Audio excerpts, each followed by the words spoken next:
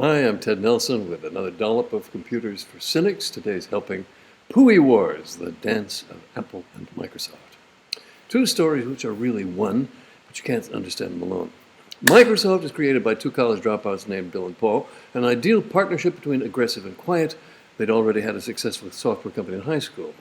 Apple is founded by two college dropouts named Steve. Fortunately, one is called Woz.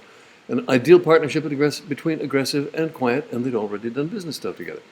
The clock of the personal computer world starts ticking in December 1974 with a fake picture of the Altair computer on the cover of Popular Electronics. A few of us were trying to get ready before that, but that's when it hit the public. 1975, year one of personal computing. Thousands of people are buying this Altair computer kit. Crazed, hopeful lemmings who don't know that there's no software or even what software means. Do Bill and Paul wait to get the degrees? No.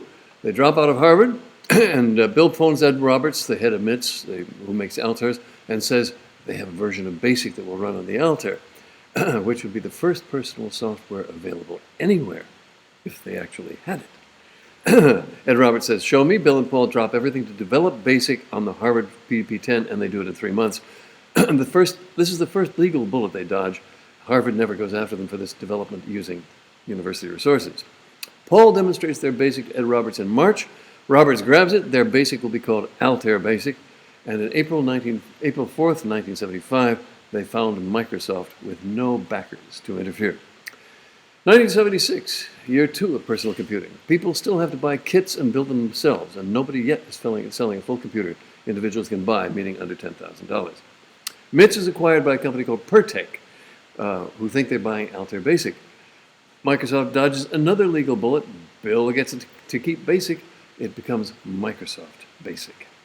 Meanwhile, on the West Coast, Steve Woz, the engineer, builds a computer all assembled on a single board. They call it the Apple computer. Now we call it the Apple I.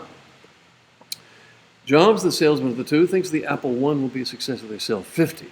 He sells 50 on the first sales call. Apple is founded as a partnership between Woz and Jobs and another guy who chickens out, but no backers to interfere. 1977, year three of personal computing. 3 fully assembled computers hit the personal market with keyboard and screens, not just a kit or a board. The nicest is the Apple II, with insides by Wozniak, software and hardware, box and packaging by Jobs. It comes with 2 levels of graphics and Microsoft BASIC. It's a huge success, and Apple becomes a regular company. 1979, year five of personal computing. Xerox wants to sell its fancy new interface, but they can't, so they go to someone who might, Steve Jobs. So then comes Jobs' famous 1979 walkthrough through PARC. They show him the PARC user interface, or PUI, often called the modern GUI, and it knocks him out. He famously says, I can sell this, and Xerox invests in Apple. 1980, year 6 of personal computing. Still, Microsoft is selling no operating system, but in July, Gates gets a super deal. IBM asks him to build an operating system for their forthcoming IBM PC on the 8086 chip. Opportunity knocks.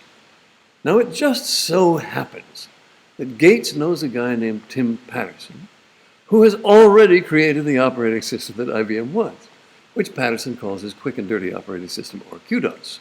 This is opportunity knocking twice. Bill sends Kay Nishi down the street to buy QDOS from Tim Patterson for $50,000, a better deal than Manhattan for $24,000. If IBM had known about QDOS, they bought it themselves, and this would now be a very different world, in one in which IBM might still be a big player. 1981, year 7 of personal computing. The IBM PC comes out with Tim Patterson's QDOS rebranded as PC-DOS, and Microsoft is now in the operating system business. Microsoft has dodged another legal bullet because Gates hasn't given IBM an exclusive and keeps the right to sell QDOS for other machines. But since there are no other machines that will run it, IBM isn't worried. They should be. With their clout at that time, they could have forced Gates to give them an exclusive, but they didn't. Meanwhile, at Apple, Jobs is working on his first PUI, the Lisa computer, but he's unseated by Apple's now Byzantine internal politics. So Jobs grabs control of the Macintosh project, and that's his second PUI. 1983, year 9 of personal computing. Apple comes out with its first PUI, the Lisa. The project Jobs was thrown off. At $10,000, it's a critical success but a flop. 1984, year 10 of personal computing, Jobs' second PUI comes out, the Macintosh, $2,500 with 128K of memory. It is a big, big hit, and the PUI wows the world. Meanwhile, in the Microsoft world, the Phoenix BIOS comes out, a piece of firmware, software on a chip, which allows anybody to build an IBM clone because supposedly it doesn't violate IBM's copyright and on the inner kernel of the operating system, the BIOS. IBM could have fought it legally. IBM should have spent $1 billion, but they let it go, and soon they were practically dead. This wasn't dodging a bullet. It was a gift to Microsoft from the legal universe. What was Phoenix's gain was IBM's super loss and Microsoft's super gain. Microsoft could now sell the operating system to everyone, clone makers abroad and everywhere. Doom for IBM, supremacy for Microsoft. 1995, year 11 of personal computing. By now, Bill wants a PUI for himself, and Microsoft is way behind the PUI curve. Gates brings out Microsoft Windows 1, attempting the impossible. Bringing a PUI up from Tim Patterson's quick and dirty operating system, or now called MS-DOS. At Apple, due to crazy internal politics, the guy Jobs recruited as president of Apple insults and isolates Jobs, cutting him off from the company he founded, even though his Macintosh is now a spectacular success.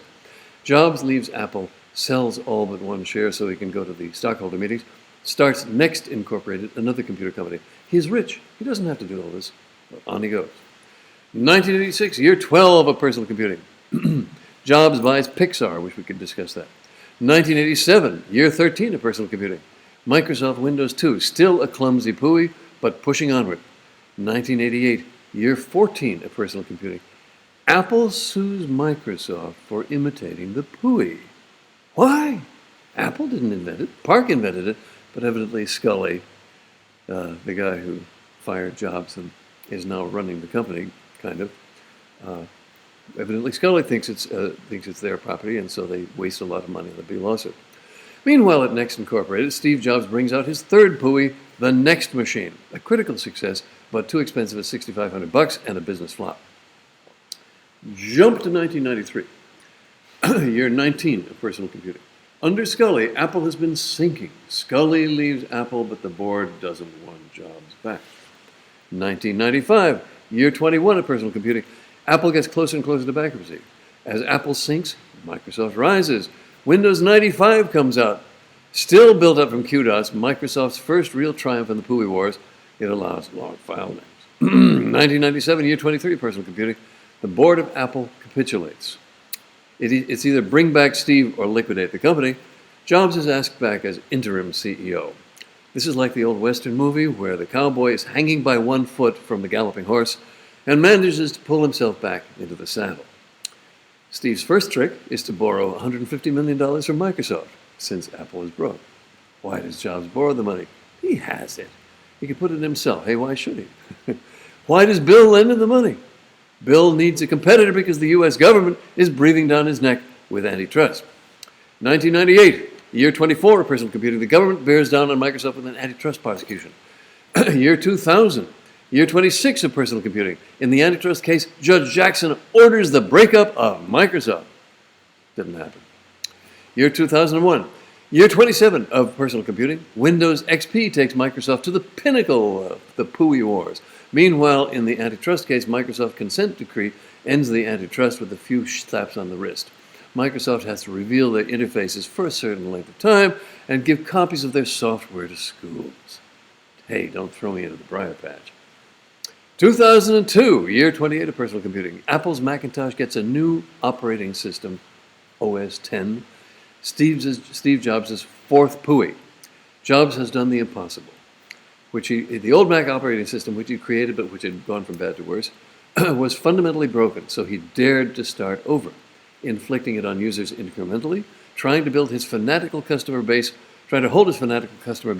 while pulling the rug out from under them, bringing over the system he developed at Next, built on rock-solid Berkeley-free Unix.